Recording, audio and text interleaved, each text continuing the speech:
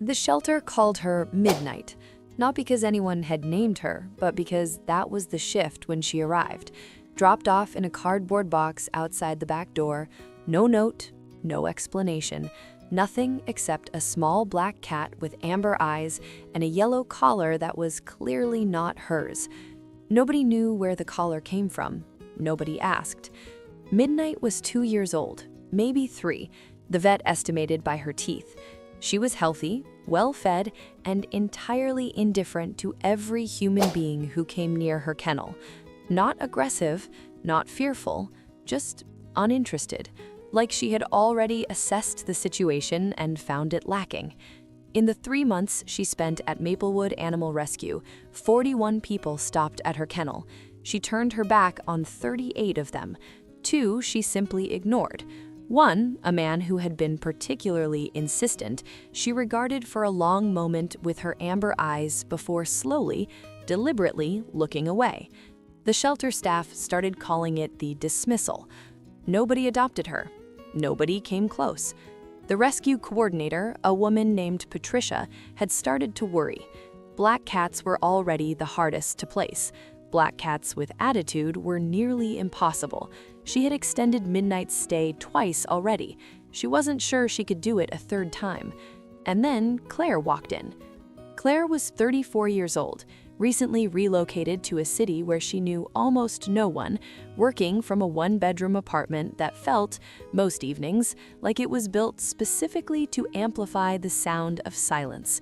She hadn't planned to adopt a cat.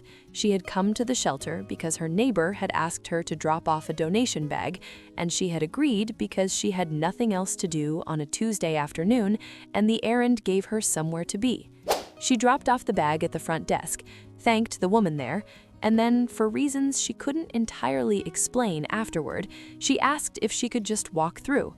Patricia said yes. She always said yes. You never knew. Claire walked slowly. She looked at every cat. Most of them came to the front of their kennels, hopeful, pressing their faces against the wire. She paused at each one, said something quietly, moved on. She almost missed Midnight entirely. Midnight was at the back of her kennel, facing the wall, not sleeping, just sitting, like someone waiting for a meeting that had already run an hour late. Claire stopped. She didn't say anything. She just stood there, looking at the back of a small black cat who was resolutely not looking at her. A minute passed, maybe 2, and then Midnight turned around. Not quickly, not dramatically. She simply rotated, settled herself facing forward, and looked at Claire with the particular focused attention of someone who has finally found something worth examining. She didn't come to the front of the kennel. She didn't make a sound. She just looked. Claire looked back. Patricia, who had been watching from the end of the corridor, said later that she had never seen Midnight hold eye contact with anyone for more than 3 seconds. She timed it that day. It was 47 seconds before either of them moved. Claire adopted her the same afternoon. The first week was a negotiation.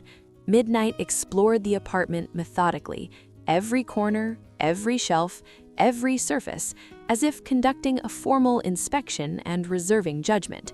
She ate with great seriousness. She slept in a location she selected herself, which turned out to be the center of Claire's pillow, a placement that left Claire approximately 8 inches of sleeping space on the left edge of her own bed. Claire accepted this without complaint. It seemed like the right response. By the end of week 2, something had shifted. Midnight had apparently completed her assessment and reached a conclusion. The conclusion seemed to be that Claire was acceptable, with reservations, and that a certain amount of contact would now be permitted. It started with proximity. Midnight would appear wherever Claire was, not touching, just nearby. Working at her desk, Midnight on the corner. Reading on the couch, Midnight on the armrest. Cooking in the kitchen, Midnight on the counter, watching with the focused expression of a senior consultant reviewing someone else's methodology. Then came the head. Claire was on a work call one afternoon, focused on her screen, and became aware of a weight against her left arm. Midnight had placed her head there.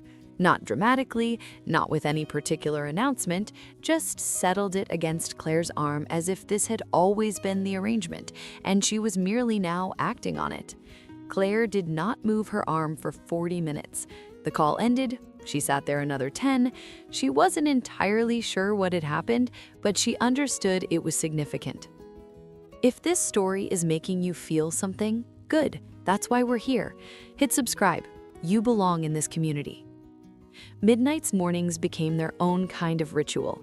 Every day at 6:22 a.m., before Claire's alarm, she would walk the length of the bed, step onto Claire's chest, and press her forehead against Claire's chin. Not hard, just enough to say, "I know you're awake, I've been awake longer, let's begin." Claire started waking up before the alarm on purpose. She didn't want to miss it. There was an evening in October, about 4 months after the adoption, when Claire sat on the back steps of her building after a call with her family that had gone wrong in the way family calls sometimes do. Too many things said, too many things not said, the particular exhaustion of loving people who also know exactly how to hurt you. She sat there for a long time in the cold, not ready to go back inside. The door behind her opened. She hadn't left a gap, she was certain of that, but somehow Midnight was there, stepping carefully across the concrete and then sitting down directly beside her, close enough that Claire could feel the warmth of her, pressing lightly against her leg. They sat there together for 20 minutes.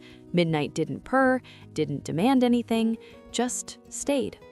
When Claire finally stood up to go inside, Midnight went first, pausing at the door to look back, making sure Claire was following. She was. Today, Midnight is settled into her life in a way that makes it hard to remember there was ever a version of this apartment without her. She has claimed the windowsill as her observation post, the left side of the couch as her reading companion spot, and Claire's lap as a location she will occupy at the precise moment Claire has opened her laptop and positioned it in a way that makes sharing space inconvenient. This is not an accident. Claire has come to understand that very little Midnight does is an accident.